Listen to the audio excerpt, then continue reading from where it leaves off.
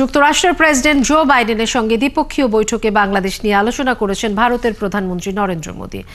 Delaware অঙ্গরাজ্যের Wellington নিজের বাসভবনে নরেন্দ্র মোদীকে স্বাগত জানান জো বাইডেন। ভারতের পররাষ্ট্র সচিব বিক্রম মিস্ত্রি জানান,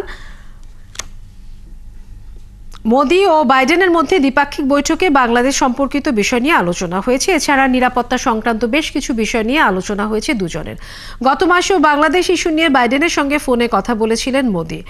উইলমিংটনে যুক্তরাষ্ট্র, অস্ট্রেলিয়া, জাপান ও ভারত এই 4 দেশের জোট স্কোয়াডের শীর্ষ সম্মেলন অনুষ্ঠিত হয়। সেখানে জো বাইডেন ও নরেন্দ্র মোদি ছাড়াও অস্ট্রেলিয়ার প্রধানমন্ত্রী অ্যান্থনি আলবানিজ এবং জাপানের প্রধানমন্ত্রী ফুমিও কিশিদা অংশ নেন।